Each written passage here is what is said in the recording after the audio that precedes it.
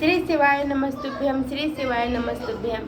आज मैं बन्नी का गीत सुनाने जा रही हूँ। शादी विवाह का माहौल चलने लगा है, इसलिए मैं बन्नी गीत आज सुनाने जा रही हूँ। आप लोग को अच्छा लगेगा तो लाइक कमेंट सब्सक्राइब करिएगा, कंजूसी मत करिएगा, सब्सक्राइब करिएगा और कमेंट बॉक्स में लिखिएगा कैसा लगा। आइए सुनाते हैं। जब बाबा, चाचा, भैया बेटी का दूल्हा खोजने जाते हैं तो बेटी क्या डिमांड करती है, आइए आप लोग को सुनाते हैं। बाबा जे चलिले सुंदर बरा खोजे, बेटी झाड़ख वनी खार, बेटी झाड़ख वनी खार।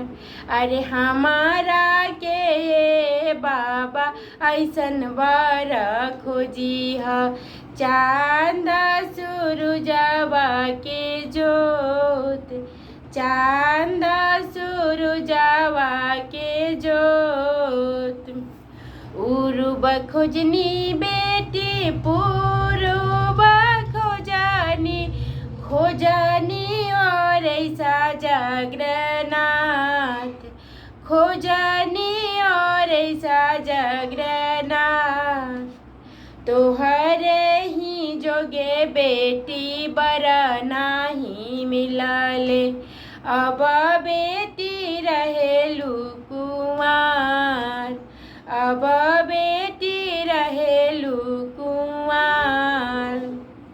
चाचा जी चलिले सुंदर बरा खोजे, बेटी झाड़ख वनी खार, बेटी झाड़ख वनी खार।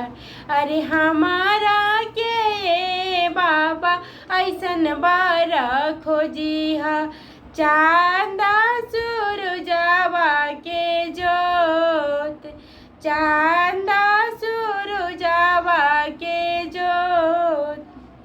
उरुब खोजनी बेटी पूर्व खोजनी, खोजनी और ऐसा जागरनाथ, खोजनी और ऐसा जागरनाथ। तोहरे ही जोगे बेटी बरा नहीं मिलले, अब बेटी रहेलू कुमार।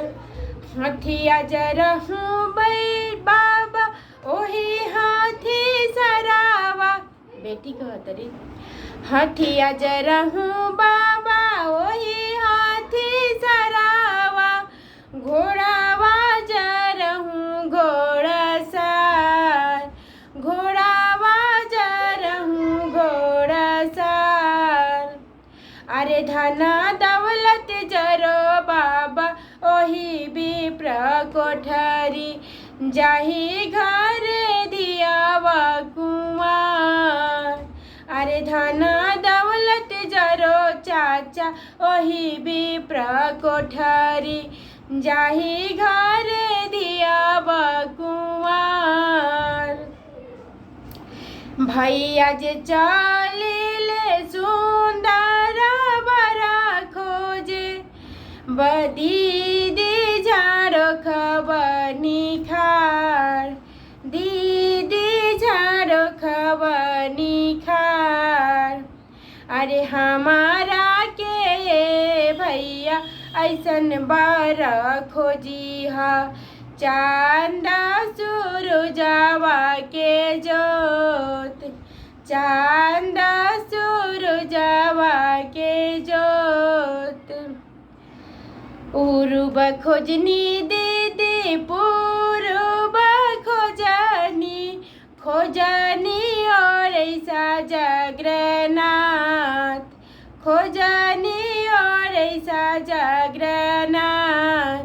अरे तोहरे ही जोगे दीदी बरा मिली गईले, अब दीदी के हो खेला बिया, अब दीदी के हो खेला बिया। हथिया बड़हूँ भैया ओही हाथी सरावा, घोड़ावा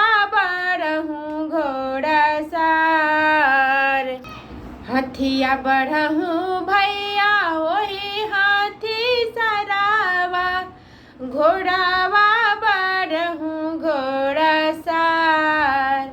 अरे धन दौलत बढ़ो भैया ओही विप्र कोठरी, जाही घर दीदी के बिया, जाही घर धिया के बिया।